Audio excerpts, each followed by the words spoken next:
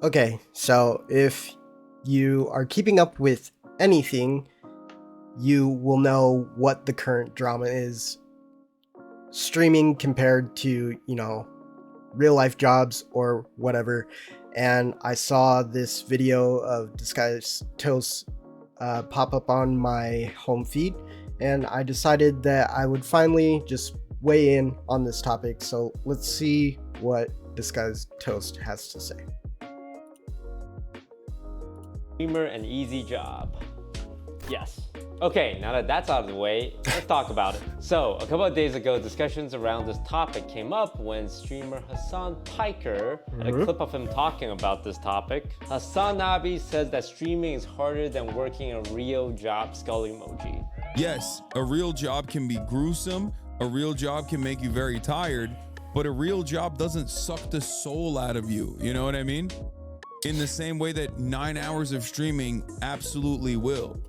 So he's right and he's wrong, and I know that he was sort of clipped out of context here, but I'll just go ahead and give my perspective on both of these topics. So, is streaming hard? Yes and no. For someone like me in particular, doing anything social is extremely draining on me. So streaming is very difficult for someone like me. Now, in comparison to a real job, I've worked several physical labor jobs. That's mostly what I did, and I was working from basically when I was 12 years old up until, more than half my life, and it was absolutely miserable. And why I was working below 16 is because my grandfather, who's a Vietnam War vet, basically made me do it. He would make me lift heavy ass shit with him all the time, and we do all this work. And anyway, that's a whole other thing. But I've done a lot of jobs. I've been a janitor, I've worked production, I've worked in restaurants, fast food kitchens. And let me tell you, if you're an asshole to people that work in the food industry, go and work in a kitchen or fast food or anything that has to do with handling food, and you will become humbled really fucking quick. I promise you, you will never be a dickhead to one of them ever again. Fortunately, they don't get paid enough. And I think that when you're working an IRL job, for someone like me, it was absolutely miserable. Now, I don't make a cent off YouTube, but I almost would much rather just be doing what I'm doing now instead of working an actual job. It is absolutely miserable to me, especially since I mostly have a physical labor background. You get paid shit money to go above and beyond. It's terrible. And look at me. I'm not very big, you guys. I'm extremely small. The Asian genes in me is very powerful, okay? I'm 5'5". I'm extremely, small. So, yeah. Working real jobs was extremely miserable, especially call centers or anything where you have to pitch a sale or deal with people constantly. My last job, imagine having to lift 8-foot oak doors all the time and building these heavy doors for homes. It just was miserable. But let's see what Disguised Toast has to say about this. Sorry, kind of went on a rant there.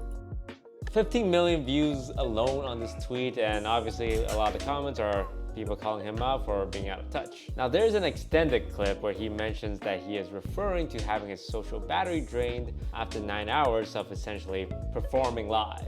No, social battery wise, unless you're in retail, 9 hours of constant performance and people pleasing taps you out from social scenarios. After 9 hours of that, I could probably do fucking physical labor. It would not bother me, but I can't fucking do more social shit. That's my point. And all of this sparked this giant discussion around whether or not streamers have it easy, with big streamers like Asmongold giving his take regarding the social battery aspect. After you spend 9 hours being investigated by thousands of people with every facial movement, with people constantly trying to disagree with you and fight with you, that's not emotionally, or sorry, like socially draining. While other streamers disagreeing with Hassan's take entirely. So I want to talk about it myself as someone who has... Personally, from my perspective, I have like consistently streamed for like a good while before I pretty much stopped, and I can 100% say without a doubt it is extremely draining. And this is coming from someone who max had like 5 viewers, okay, and that shit would drain me pretty bad. So I can't even imagine it on Asmongold's level or Hassan's level.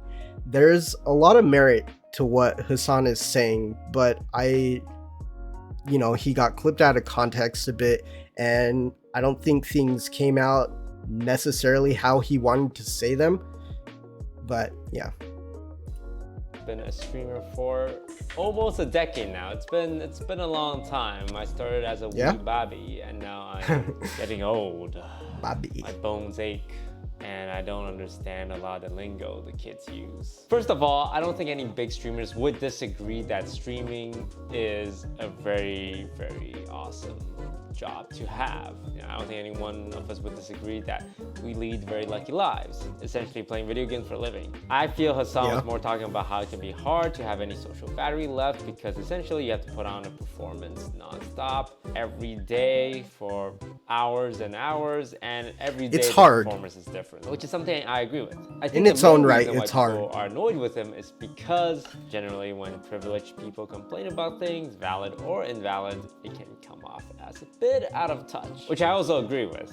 And in Hassan's defense, the guy streams for long hours. I don't think he should be raked over the coals because he talked about one negative aspect of being a streamer. It is a bit much. I learned to not vocalize the challenges I face as a streamer because, I recognize that I am in a very lucky position to do what I do, to play video games for a living. I'm a lucky guy. But there are challenges that are unique to being a streamer. As with all jobs, all jobs have their unique challenges, including streaming. So today I want to talk about the good and the bad of being a streamer.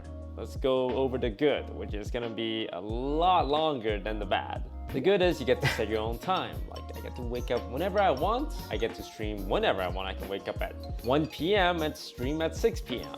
I can take any days off. And also, Abram Preach made a pretty good point in their little weigh-in on this topic, saying that like streamers can stop whenever they want, but they don't because they want to make more money. And while that is true, the same thing could be said for an IRL job. You can just fucking leave, but you're not going to do it, obviously, because you want to make money. It's kind of the same thing. So do with that what you will. It is what it is. If I really want to. A common cliche with streamers is that if you ask a streamer what day of the week it is, they actually don't know because they don't track weekdays and weekends. This is very true. Back when I was a software developer, I knew exactly which day of the week it was. I loved Fridays, loved Saturdays. Sundays are like kind of good, but then that anxiety and the idea of going back to work just looms over you and how you're supposed to enjoy your Sunday.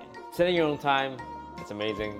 It's great, it's awesome. Money. So if you haven't seen my How Streamers Make Money video, essentially most top streamers are millionaires. Anyone with over 10,000 viewers on a very consistent basis can reach this figure in a few years. But remember, this only applies to the top streamers. What you don't hear about are the other 99% of streamers that are struggling, that aren't making any money. It's like famous actors. You only know the famous and popular ones. You don't know the actors that are struggling to get roles, that are in a bunch of auditions, that are working as extra, working as Uber drivers. I live in Los Angeles. I would say 30% of my Uber drivers are aspiring actors. So it's a struggle out there. And it's the same for streamers. The idea is the same. It's an entertainment business. So the money is very good if you're one of the top streamers. Otherwise, you're barely making anything. At around 500 viewers, you start being able to sustain yourself. Another pro, obvious one, you play video games for a living, or you talk for a living, or you react to YouTube videos for a living. It's awesome. No bosses, no customers, there's no one you have to please. Sure, you wanna obviously make your chat happy, make your viewers happy, provide them entertaining content, but there's no real requirement to treat someone a certain way. You don't have to report. I feel a little bit of a disconnect in this way in terms of streaming because I never really had many viewers in the first place, but also like I'm very introverted, and I think that in order to be a like really good streamer, you kind of do have to be like pretty extroverted and really outgoing. And while I can be like outgoing, it's still like a lot more effort put in for me to be able to do it than it coming naturally for someone that's extroverted. And it's extremely difficult to have to constantly be entertaining or talking to chat. But at the same time, like I was saying, there is a disconnect because I have never been on that level before to where there are people that I can constantly talk to. Most of the time, I would be talking to myself and pretending that people were in the chat. So, you can do with that as you want. But yeah, just kind of wanted to weigh in and say that. To anyone, someone that might have a big effect on your career, like a boss, you don't have one. You have to check your emails and like stress about them messaging you. You don't have to deal with rude customers. You don't have to deal with anyone. That's what I love about making YouTube videos, is that like I can kind of do it in my own way, still enjoy it, and I don't have to really answer to anyone other than like my viewers that are subscribed to me. And it's pretty nice in that regard. But like with everything, there are pros and cons. So just keep that in mind. Hell, if a viewer's being annoying, just ban them. And one more big bonus, not being forced to commute or live somewhere.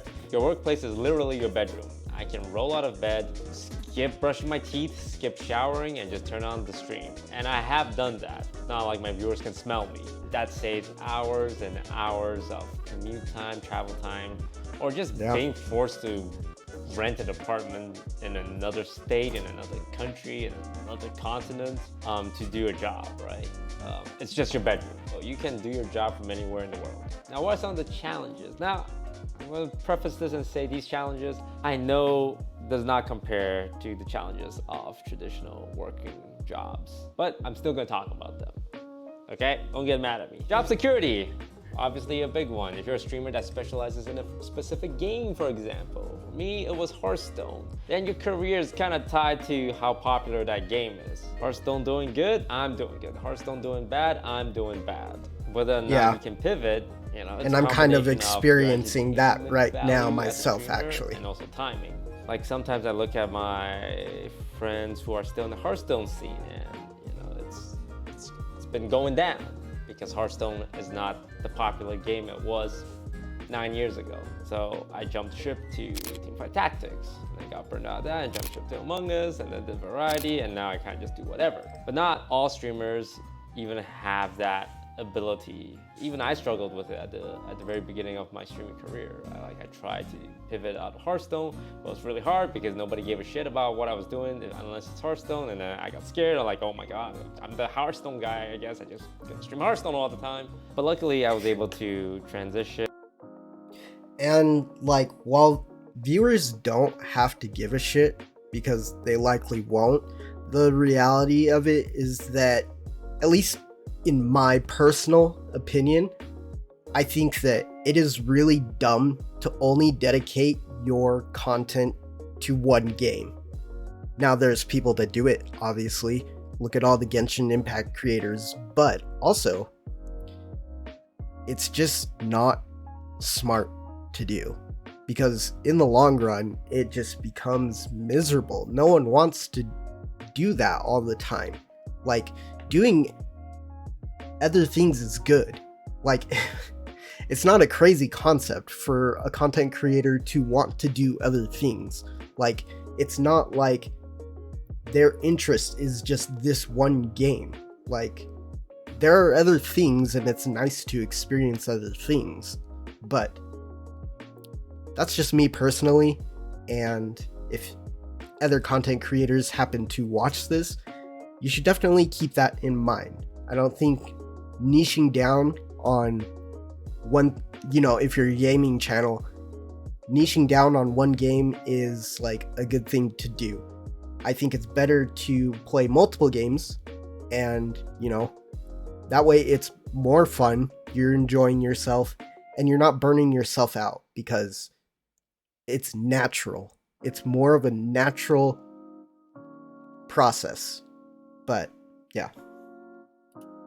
Not everyone else was able to, and now like a lot of them had to retire from streaming because, hey, it doesn't pay the bills anymore. So job security all over the place.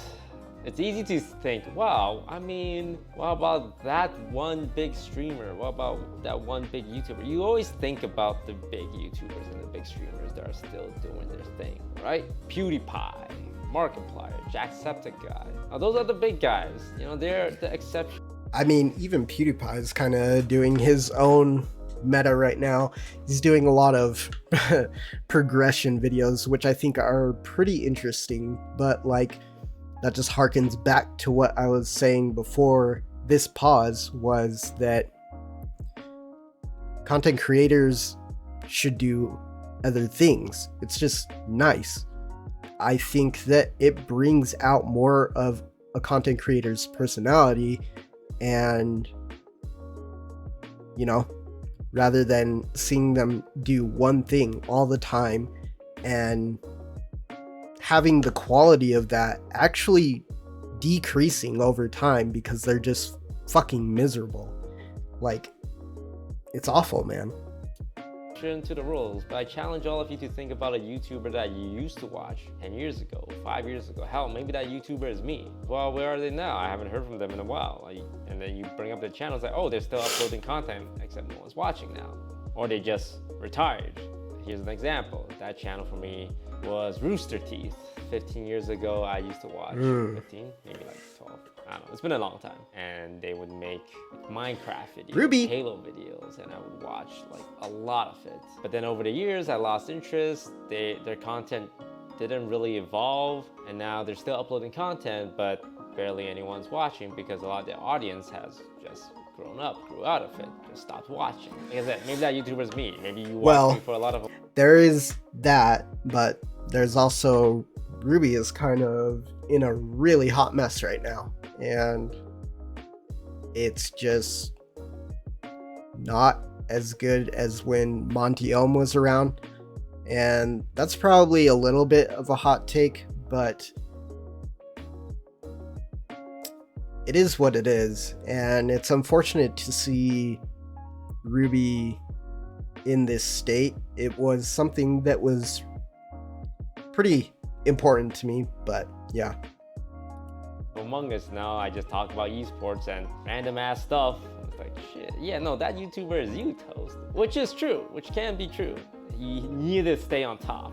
Not only do you have to be aware, you also have to have the capability to stay on top. Not all streamers can do that. I don't think I can do that. Like I've transitioned from Hearthstone to TFT to Among Us, but all of that are, you know, strategy game related, like this strategic thinking involved. What if there's a game that is really popular that requires zero strategy? Well, then I'm kind of screwed because a lot of my appeal is strategy. So job security always looming in the back of every streamer's mind, no matter how big they are. Social politics. Now this is something that also exists in the feel it all the time. workplace, but in streaming, it matters a lot more. Careers can be made based off who you know, who your friends I don't even make money People in the scene are very genuine. off YouTube. While others, they're just social climbing. And hey, that's just part of the game. You ask any streamer, they say, hey, I respect the hustle. But yeah, it's just kind of ingrained into streaming culture. I would describe the streaming space like high school. A lot of social politics and a lot of emotionally immature children. It can be very hard to know who your real friends are. It took me a long time to kind of have this core group of friends that I know are my friends and who I can treat as more like, oh, friendly social. I would imagine that that's The downside is I've never really talked to other creators, really, but I would imagine that his perspective on it is correct. I would think it's really hard to find like actual friends within the industry to connect with that you can actually talk to and have fun with. I think he's extremely fortunate to have found something like that, and I think that that's awesome. For me, I clearly have not, but I'm also like a small creator, so that probably has a lot to do with it. But yeah, I think it's really cool that he is in the position that he's in. Disguised Toast has been around a while, and while I haven't followed his career, you know, pretty closely, like I do know that he has been around for a while, and it's just nice to see that like some creators from way back when are still around. no set hours. Nah, you might be trying to say, hey, Toast, you said no set hours was a positive. You're trying to pull a fast one and say it's a negative? Well, it can also be bad because let's say your boss says to you, hey, Steve, your hours this week can be whatever you want. You work 10 hours, I'll pay you 10 hours. You work 100 hours, I pay you 100 hours. And you're like, wow, okay, well, I could use some extra money, so I'm gonna work a lot more this week. And then the next week comes around, it's like, wow, I worked really hard last week. And then you work more hours, and you work more hours, and then you get burnt out. And like maybe 1 week, okay, I'm gonna just work 10 hours. And then your boss says to you, oh, by the way, when you're not working, I'm gonna have someone else working. If I like them more than you, I'm gonna give your job to them. That's what streaming is. Because when you're not streaming, it's an extremely shit feeling to feel like that in terms of like IRL jobs. Like sometimes like you know too. And it's not even necessarily because you're doing a bad job. Like, sometimes that's just how it goes. Like, you are just replaced like that. And it's a really shitty feeling, dude. Yeah, it sucks. Everyone wants to be a streamer. There's so much competition, especially if you're focused on a specific game. Let's say you're a Fortnite streamer. You're the best Fortnite streamer. Well, there's the second best Fortnite streamer. So if you're taking a vacation, all your viewers are watching the second place Fortnite streamer. Oh my God, Ninja's the biggest streamer. Wait, this Tfue guy's pretty good. Okay, maybe I'll watch Tfue. Maybe I'll watch Ninja. Oh shit, they're streaming both at the same time? Who am I gonna watch? When TFT first came out, I really wanted to be the biggest streamer in TFT. You know what I did? I streamed 12 hours every day for a month. And then I burned myself out because I got so tired. I got so exhausted physically and mentally. And one day I had a breakdown of going, does this matter? So then I quit streaming TFT. And the biggest challenge, I think, for all streamers, not just big streamers, there's no guide on how to be successful. You know, most jobs, they kind of have like a hierarchy system. You got a boss that teaches you, a supervisor that checks your work, and then maybe one day you have employees under you, and there's kind of like an upwards progression system laid out. It's never like a linear one. I think that that's like why a lot of people have taken to content creation as well, and how content creation is sort of becoming like the new 9 to 5 is because there isn't really much progression you can do in terms of like an average job. Like, sure, maybe you could become a manager or get like right under like the CEO of a company, but I mean, in most jobs that's not the case. Like, you're not gonna be climbing the ladder like that. And I think a lot of people are realizing that the potential to make the most money doesn't lie within a standard job, it lies on the internet. And yeah, the content creation is just so saturated right now. It is extremely hard to stand out amongst everyone else. And while it is good that there's a lot of creators, it is also bad. Sometimes you jump up in the same org, sometimes you switch orgs and then you jump up. But streaming has essentially nothing. Like, they tell you what hardware to buy. Here's the webcam, here's the microphone, and here's the software. Go be a streamer. Go make content. I just press go live. Oh shit, no one's watching. Okay, well maybe I should make funny TikToks. Maybe I should start YouTube. I will say this, if you're aspiring to be a streamer, do not start streaming. Now I know that sounds counterproductive to like the point of what you want to do, but I'm telling you, there is no discoverability really on Twitch. No one is going to be able to discover you like they can on YouTube. My advice is make a YouTube first, get an audience and sort of funnel them over to your Twitch channel or Kick or whatever your platform you want to stream on. Because if you are just streaming, going live every day to not even a single viewer, like, how's anyone going to find you? Even if you're playing something extremely niche, it's still insanely difficult. Like, trust me, start a YouTube first. Channel, maybe I should post Thirst Trap on Instagram. There's no rules and guides to becoming a successful streamer. If you ask 10 big streamers on how they became successful, you'll get 10 different answers. Luck plays a big role, timing plays a big role, and effort plays a big role. Like someone like Jinxie, for example, like one of the top streamers on Twitch right now, averages 80,000 viewers. In 2019, he streamed every day to 1 viewer for a whole year. And in 2020 he averages 50 viewers, and then in 2023 he averages 80,000. Like there's no, don't go streaming a year to 1 viewer. I don't think anyone should be doing that, but it just goes to show is kind of crazy. He suddenly became super funny, awesome overnight. No, it's probably because he had good content that just wasn't discovered initially, but then, you know, over time he got better and better at it. Not because he streamed to 1 viewer specifically, but because he probably spent a lot of time trying to understand it. And then there's probably a small portion of luck involved. Every streamer is a combination of all 3: luck, effort, and just general entertainment value, I'd say.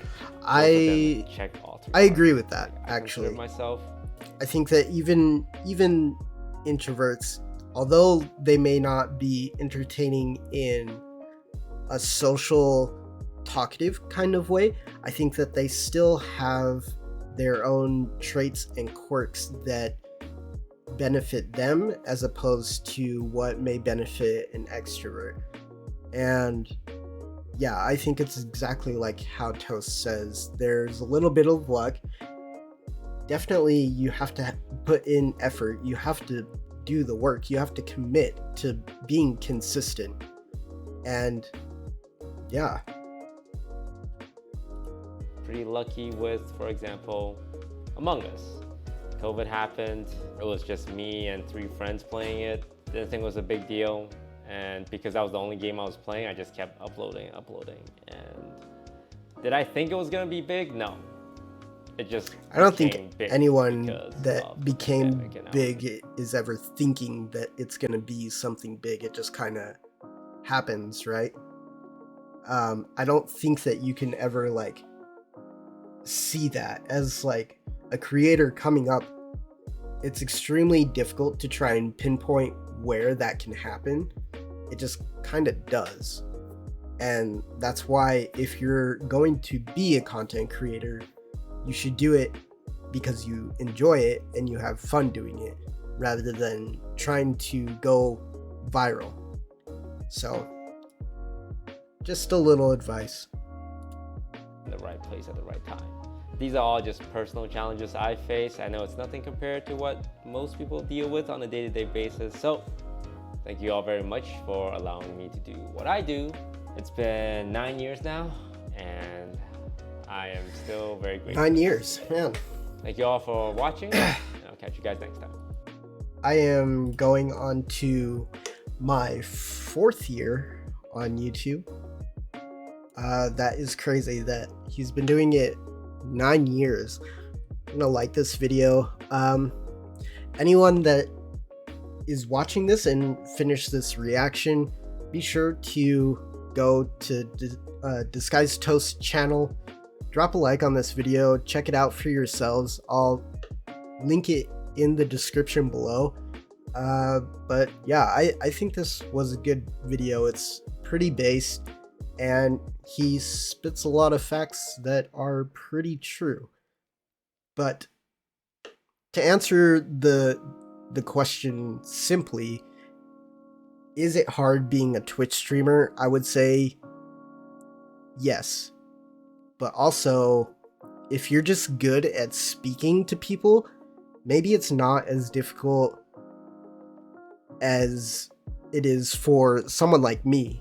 Personally, I think that streaming is extremely hard, but for someone who's good at talking, maybe not so much, because they just have that natural energy and are able to do it.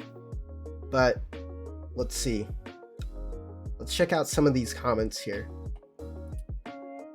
So true about the only seeing the successful ones. From an aspiring actor's standpoint, acting is the easiest thing on the planet. The hard part is working 3,000 hours a year and making $0. Exactly. Or worse, losing money, like in the case of my show, Ginormo. A couple of years auditioning in, I had a lot of hard times of facing the fact that I was able to make so much more when I just waited tables. Yeah, I definitely feel that too, because like I've said a few times in this video already, I don't make money off YouTube, and I've been doing it for years now. So, you know, it's tough, but if you enjoy it, that's all that really matters. But thanks so much for watching, you guys. I'll see you in the next video or whatever I may be doing. And yeah, I really appreciate anyone viewing this. Go check out Disguised Toast. Toodaloo.